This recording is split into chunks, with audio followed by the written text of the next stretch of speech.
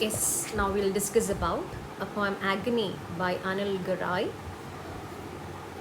When you take the term agony, when you take the five-letter word AGONY, it's not as simple as the word.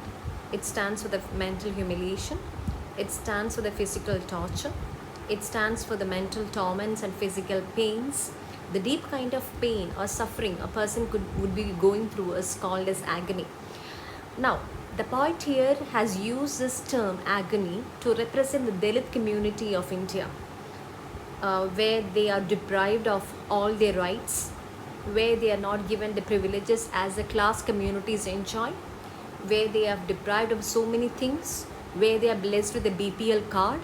And again, when they are blessed with this BPL card, what are things they have to suffer after again and again after that? So it says about this Anil Garai. He is he's from West Bengal, from Calcutta, and he's a Bengali poet. And this has been a translation by a poet called Indrani, has translated this Agunburi. The poem's original name is Agunburi, and it's been translated from Bengali to English. So now it's such a powerful poem, and while I was just going through this poem, what I felt is that the last lines, when you go to the last paragraph, you have a word burning, burning, burning. You find the words getting repeated: burning, burning, burning. The decayed house of a deprived nation, forever doomed like ancient women struggling to survive. So while I was just reading this, just from the beginning, once I read the last lines, I felt the condition what we are going now actually. So it's burning everywhere, it's burning, burning and burning. Out of, we know how the situation goes on in our country, and the decayed house of a deprived nation. When he was mentioning, the poet is mentioning about the condition of Dalit, I could say this stands for how our country witness right now. The decayed house of a deprived nation, forever doomed like ancient women struggling to survive. This is about the social conditions of women, especially who belong to the Dalit community. So when you think about the Dalits, we will have to think about the kind of, you might be familiar with Mulk Raj Anand. Mulk Raj Anand's Untouchable, Coolie, all those novels even depicts how this Dalit community being treated in our India. So this is one which tells about, this is a poem which will tell you about the conditions of the Dalit community in India. And you might have heard about the person called as Rohit Vemula, who committed suicide and who has said human beings are nothing except stardust. They move from stardust to stars. That's it, of the human conditions. Who been a scholar, PhD scholar, who had to commit suicide out of the the problems he faced while he was pursuing his research. So all this, and even you have many number of writers, almost if you search it out, you find a list of more than 35 poets who will be saying about the literature, the causes and the problems relating to that.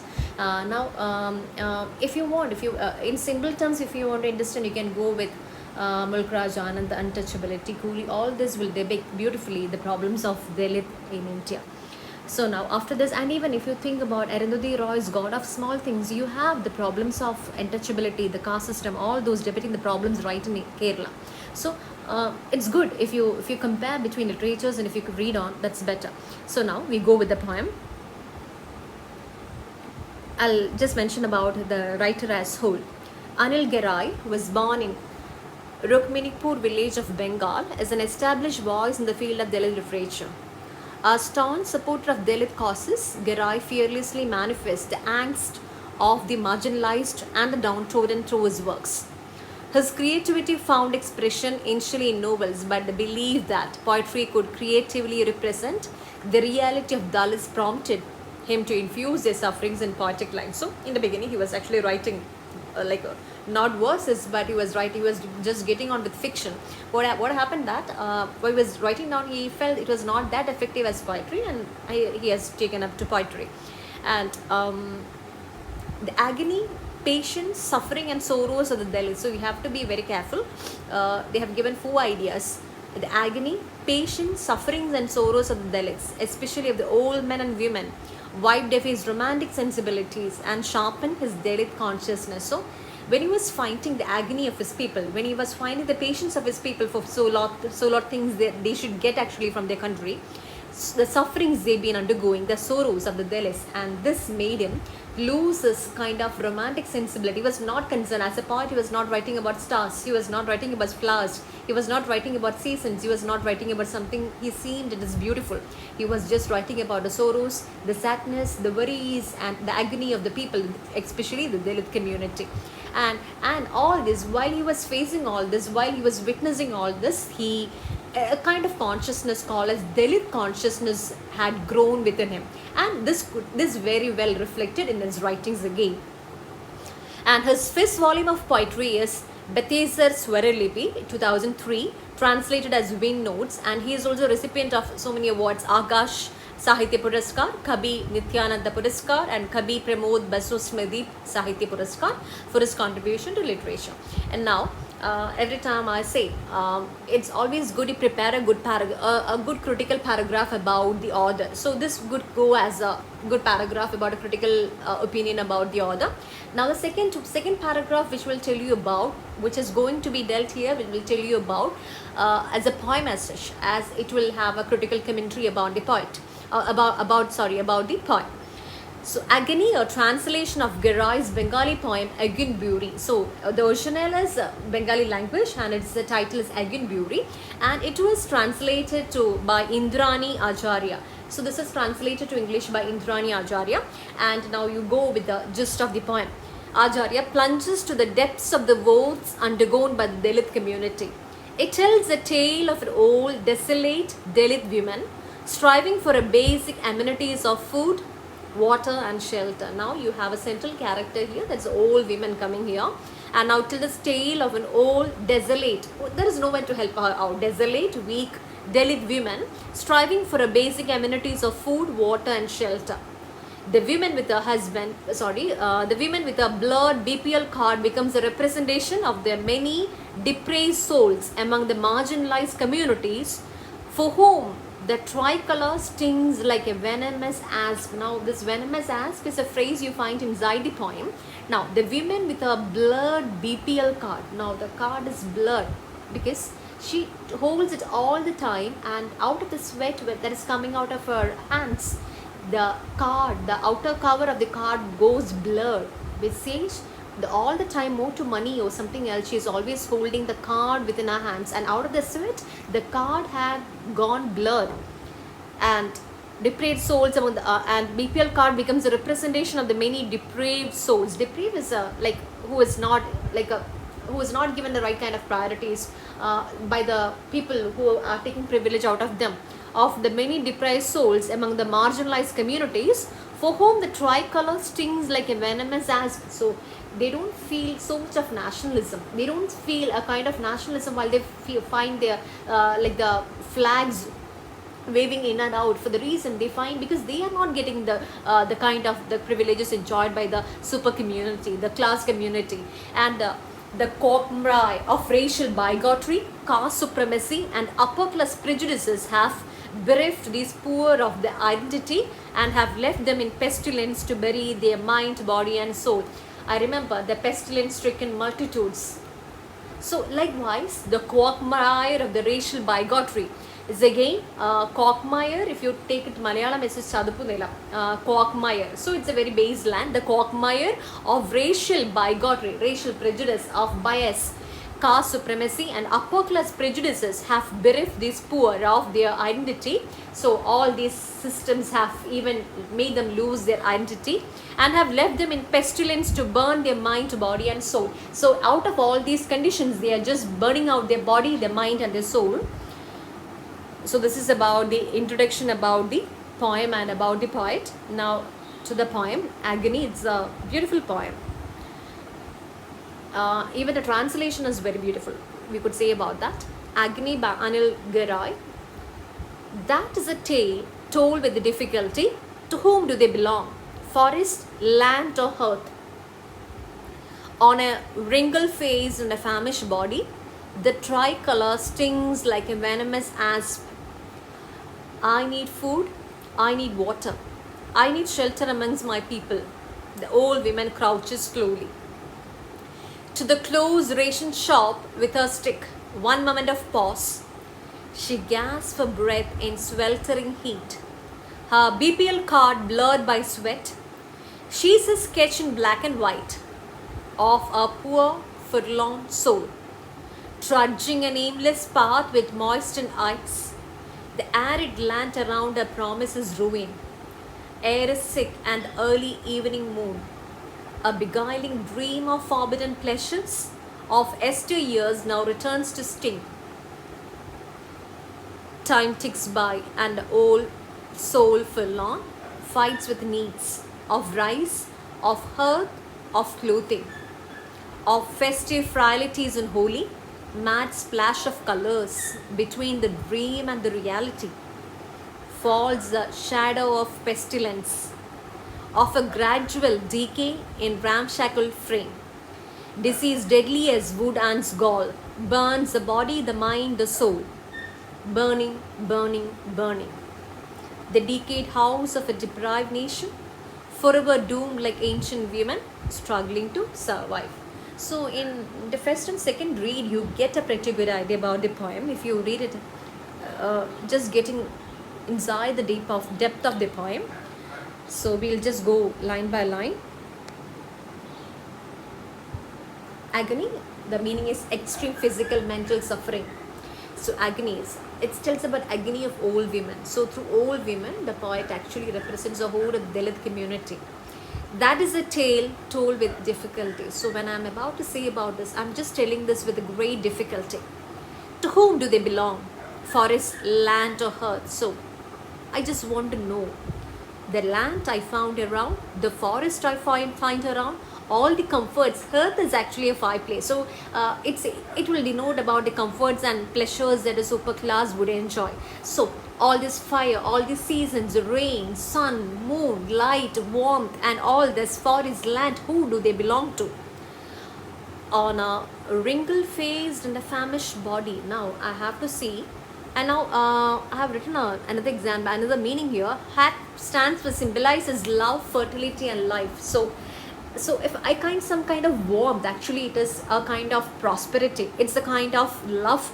It's a kind of fertility. It's a kind of life again. But I find some people are deprived of all this. So I have to find out who are deprived of all this. On a wrinkle-faced and a famished body, the tricolor stings like a venomous asp. Asp is a cobra actually, but once I was going with the references of this, I read it somewhere, it could be even a poisonous wasp. On a wrinkle-faced and a famished body, famished is a hungry. You could just count all the bones and the skeletal on the body, that is a face, wrinkle-faced and famished body. The tricolor stings like a venomous asp, cobra. I need food, I need water, and the person is just crying out. What I need is, I just need food, I need water. I need shelter amongst my people. And again, after food and water, I need shelter I have to live amongst my people. I need shelter.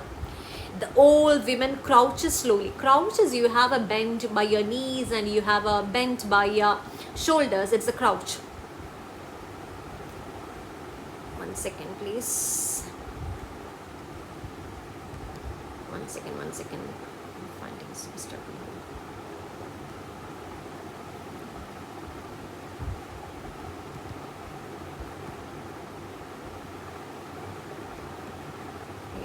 Something is going wrong with my screen. Just 1 second, I'll get back.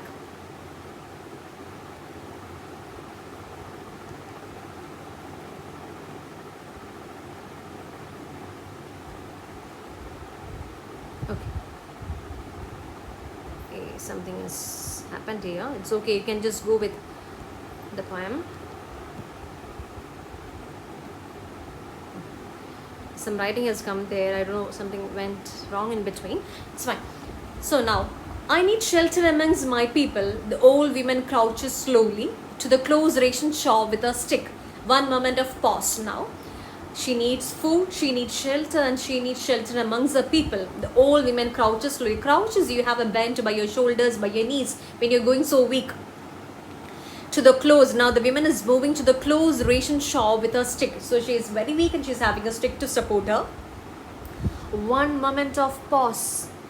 Again, it's one moment of pause. She gasps for breath in sweltering heat. Now She is gasping for breath in sweltering heat. Her BPL card blurred by sweat. Now, I told you in the beginning. She was overusing it. The card she held for many times in her hands and out of the sweat from her arms, it has gone. The cover has gone blurred. She's a sketch in black and white of a poor forlorn soul. In sketch in black and white means it's like you have a categorized person there. You know, once you find a person, you know she belongs to Dalit community. She's a sketch in black and white. She's a sketched out person there. She is a marked person there. You know, if you see her from a far distance, you can find out she is a Dalit woman. And trudging an aimless path with moistened eyes, the arid land around her promises ruin. Now, she is just moving with an aimless path. She doesn't have any aim in life because she knows she won't be getting any aim even if she's struggling for all those. And with moistened eyes, so all the time her eyes seems very moistened out of something she has not attained in her life. The arid land, but the land is very dry. What she see around her, as though her eyes are wet, the land she finds around her is so dry.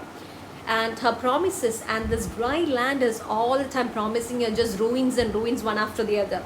And air is sick and early evening moon. So again, air is sick and again early evening moons. Everything what she finds around, she doesn't find it so pleasant. Everything she finds, the world is sick. And a beguiling dream of forbidden pleasures. So it's all the dreams are just enchanting, but it's just forbidden for her. She's not getting anything. The community is not getting anything.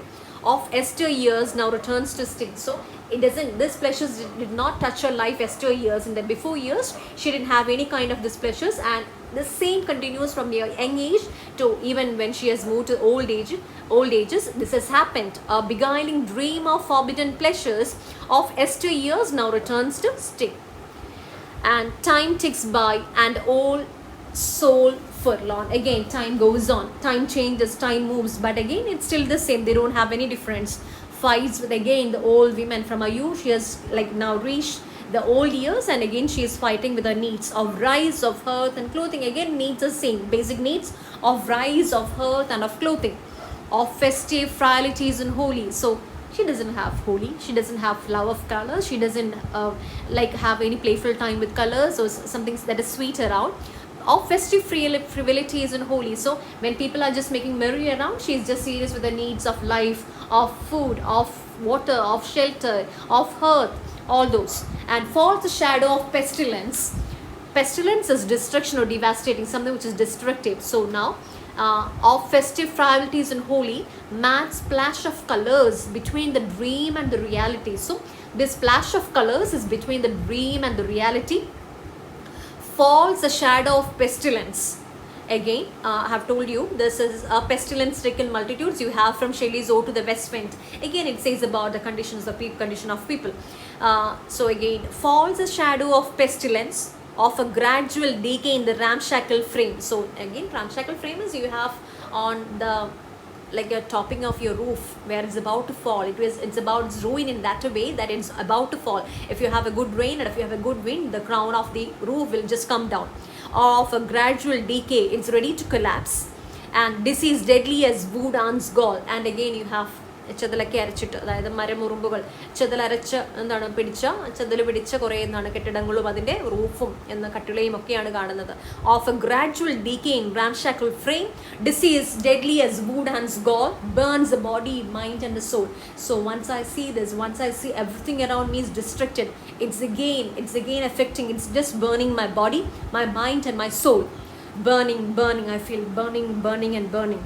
The decayed house of a deprived nation. So it is a nation which has deprived me, my community, of all the rights. Forever doomed like ancient women. So I'm just again, our society is again like a woman who is out of all who is not given any rights in the society, struggling to, and again I know I'm deprived of all this, but still again I'm just struggling to survive. So this is the gist of the poem Agony. So I hope you will go with this, and you will have to work out the questions. Try to answer all those questions given at the back. Synonyms, you have synonyms is exact same words, antonyms opposite words, and now you have to use 3 words in sentences. Kindly do that. And again answer the questions in about 50 words. It's going for the 2 mark questions. and again answer in 100 words. It's a paragraph 4-mark question, 5-mark, 4-mark question. And again it's an essay question. How does the poem become a critique of indifference of the world towards the community? So you can just say about all this, and even you can compare with other works also, where you have mentioned about Mulk Raja and untouchability. You can say about Arundhati Roy's Gaurav, small things where you can about any incidents you find about the Dalit community that you face around. And Anil Garai has used a whiplash against insufficient political bureaucracy and the supremacy of the upper class. So elaborate. So one essay you can just write down from here. So about the poem Agony. Thank you.